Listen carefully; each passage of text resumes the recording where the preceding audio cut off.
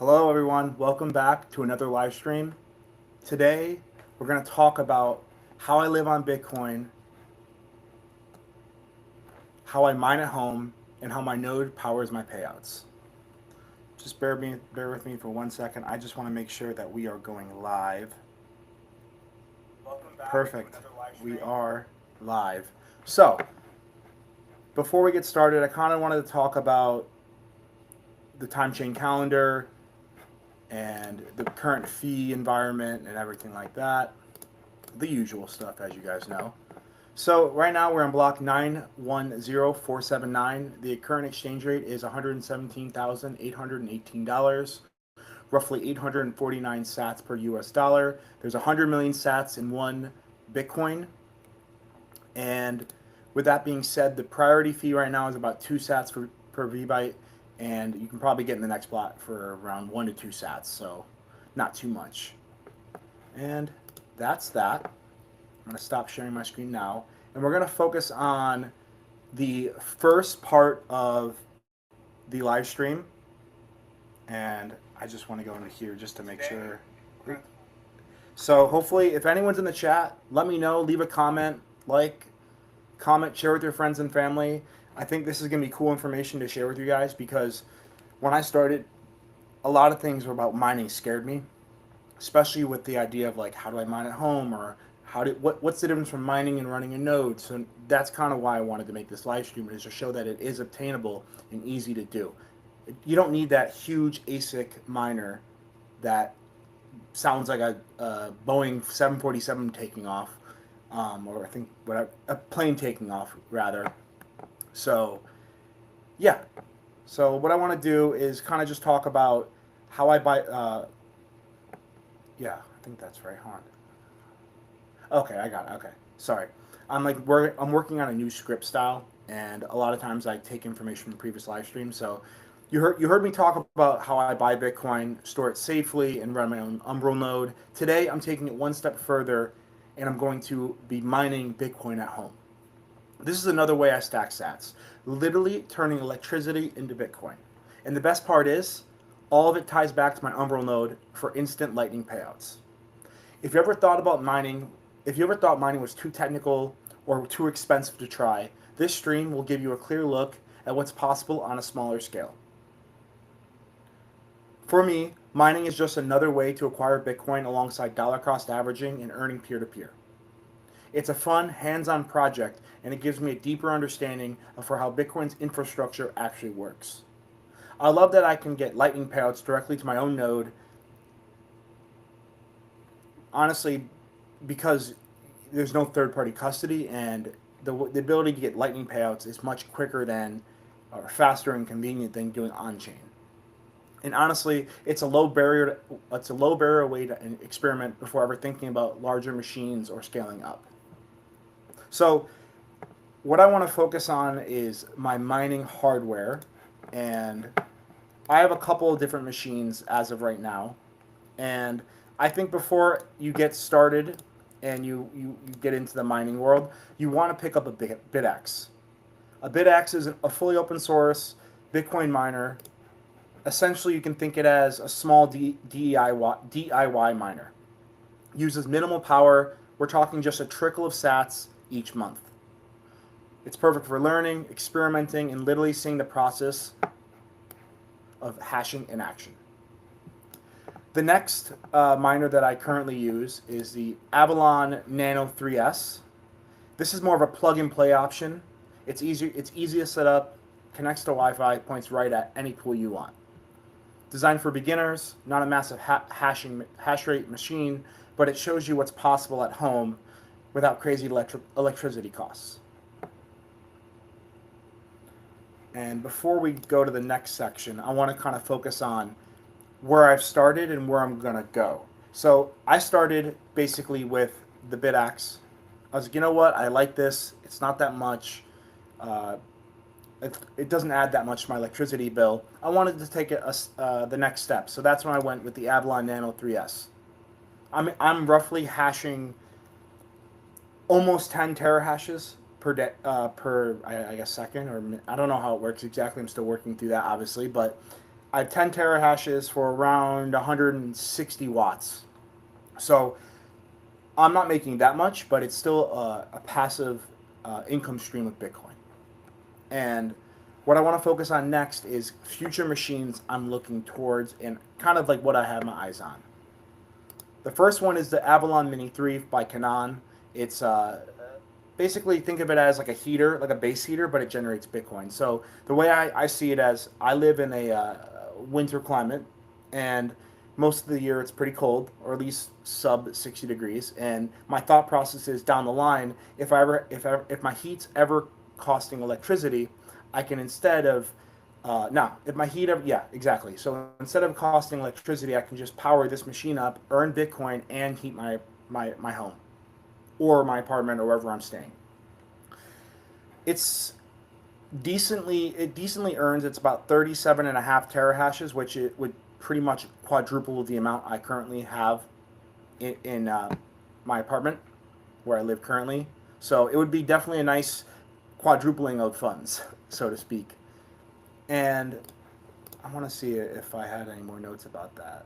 No, that's about it. It's just a household baseboard heater that doubles as a Bitcoin miner. You heat your home and stack sats at the same time.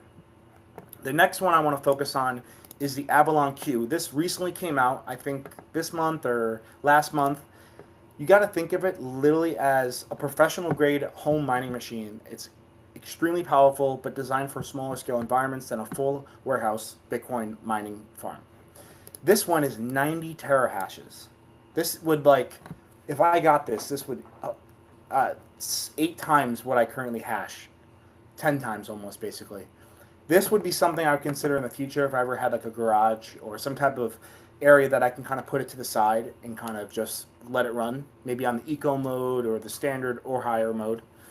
It's definitely something I'm keeping my eyes on.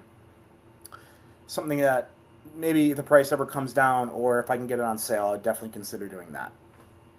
And with that being said, obviously when you have Bitcoin miners, yeah, you can solo mine to a pool or solo mine yourself to your node, which I thought about, but I'm not able to do that with my electricity cost. I at least need to make some sort of profit, accumulate some sort of Bitcoin for the electricity I'm paying for. Like I said in the beginning, you're turning electricity into sats, or aka Bitcoin. Albeit not that much, but enough to kind of open your eyes a little bit and kind of make you want to wonder what else is out there to earn sats on the side. And what I want to focus on is the pool that I point my miners to. I use the Braiins Pool. Essentially,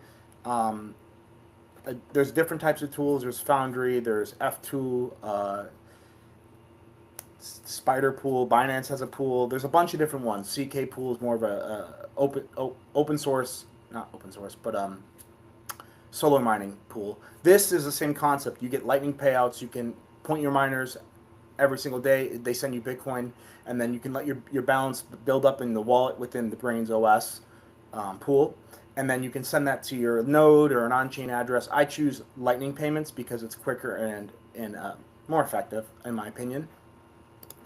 And I think why I would choose Braiins over the other, they got a strong reputation, they're transparent, and this is the key, the support for lightning payouts. I think they're actually the first ones to implement this. And then, like I said before, I set my payment threshold so that I get sats about once a month.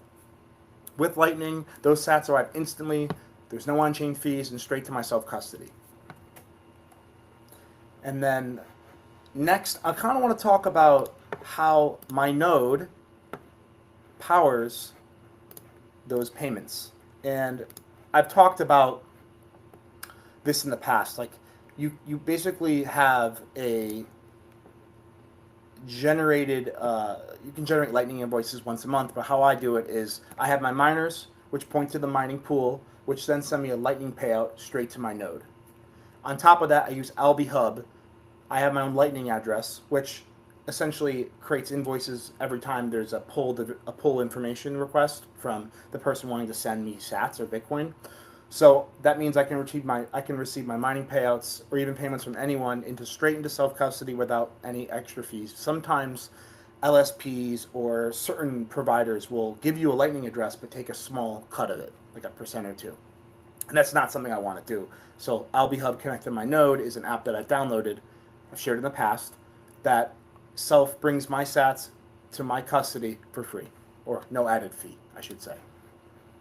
And Matt's asking, what is the typical ROI on a Bitcoin mining ecosystem system?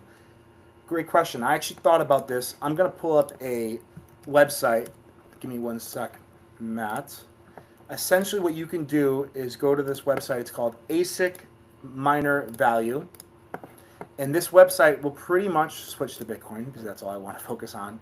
You can switch to kind of like all the Bitcoin miners that ever are in existence at the time, from start to finish. All the way, these are the more recent, obviously bigger, higher profits. So let's just say my electricity cost is about 8 cents per kilowatt, and let's just say I want to get the Avalon Q, that higher end mining system. I can just go by here. So if I were to get it at the good price of $1,300, I would basically make $1,800 every year in Bitcoin, and my electricity would cost around $1,100, and my profit would be $705. So about $2 profit per day. I know it's like that's like not a lot of profit per day, but you have to think I'm being paid in Bitcoin from using my electricity. So I'm paying dollars for my electricity bill, getting Bitcoin in return. I hold that Bitcoin. Over time, it appreciates. So obviously, the 1,800 could turn into 3,600 or 7,200. So that is the typical ROI of something like the Avalon Q. Now, if you go back to that website, the main screen, and you look up something that was just announced by Jack Dorsey or Block, he announced the proto rig. This is around. Oh, they actually came out with the price. It's in stock. I cannot afford that. Or if I could afford it, where am I going to store this? I don't have the power means to power a 12,000 watt device. Now look at the income, 17 grand in Bitcoin. That's in US dollars terms, but that's a lot of profitability. It's about 50-50 split. So this would be, if I had the infrastructure, the money, the way to pay electricity, I guess you could say the overall package to run this, I would do it. That's ultimately my goal, is to have some type of off-site place or even a shack in my home that has solar panels on the roof that can power something like this. So I hope that answered your question. That's something that I'm looking towards the future. If there's any other questions, feel free to ask. I just want to reiterate before we close this out the importance of self-custody, especially when you're dealing with miners and mining at home. When you solar mine, you're essentially playing a lottery. So there's two ways to go about it. There's solar mining and then pool mining, which is what I do. Pool mining, which is when I get the lightning payouts. Solar mining is, if I get the block, I get the full block reward plus the fee, transaction fees. So going back to, I want to go back to the blocks time chain calendar. Come on, where is it? There we go. So if I go here, I'm trying to see where the fees. So here you go. So you see the subsidy is 3.12 0.5 Bitcoin and 3.125 Bitcoin, and then tax. So the transaction fees would get me 0.019 with a total reward of 3.144. So that's something that you could, in theory, play the lottery, but that's not guaranteed. The chance of you hitting a block is slim to none. I think it's better than actually doing the lottery. So your mileage may vary. Matt, I'm glad that I was able to answer that question. It was a phenomenal question at that, because a lot of times you ask, so I ask myself this, like, if I buy these miners, what's the ROI I'm going to get? Is it going to make me Bitcoin, or am I going to lose money? Now, when the price when the price ever comes down or my electricity goes up, obviously that's self-explanatory. At that moment in time, it might be a negative ROI, but what I've said is I plan on holding this Bitcoin for the long term. It's another way I stack sats simultaneously every single day. So for me, it doesn't really matter as long as I'm making at least something. That's what it's all about. If you guys have any other questions, let me know. I think this is going to be a quicker live stream just because this topic is pretty quick. I mean, I can dive way more into the whole idea of mining at home, but I feel like I've kind of covered how I see it. Is miners that I recommend, obviously not financial advice. However, I think it's worth noting that you can get a Bitaxe for around $120. Plug that in, you might get some Bitcoin. You know, it's not going to be a lot, but I'm more than happy to help you set up the miner, how it connects to your wallet, etc. If you want to take it a step further, go ahead and get the Nano 3S or the Mini 3. How I see it is, down the line, I might get the Mini 3 as more of like a space heater slash Bitcoin miner, and then ultimately get the Avalon Q or something similar to that. Because 90 terahashes is on par with some of those other miners that you have to plug in 240 volt, those non-standard US outlets you can find in your house or apartment. So that's the only downside is the more hash rate you get, 9 times out of 10 you're gonna have to plug it into a medium voltage circuit or some. I'm not into electricity like that. I just know the bare bones of it, but that's this kind of gist of it. So if anyone has any questions, let me know. In the meantime, I'm going to kind of close this out and kind of talk about. I thought I got a question there. So that's why home mining and my node setup. That's it. Really nothing crazy, but simple tools like that let me earn sats while keeping everything sovereign and under my own control. If you're curious about mining, I recommend starting small, experiment, learn, and if you ever scale up, make sure your setup ties back into your own node and Lightning Wallet. If you have any questions about running a node or any type of questions regarding Bitcoin, feel free to ask. You can always email me, message me on Noster. All that information is down below in the comment section. I'll be more than happy to answer them. So drop your questions in the chat or the comments when this video is posted after the fact. I'll answer them either in real time or whenever I get the chance to. And if you found this useful, hit subscribe, share with friends. If someone's curious about living fully on Bitcoin, I'm your guy. Remember, Nittany is living on Bitcoin. As always, stay humble, stack sats. Peace out, guys.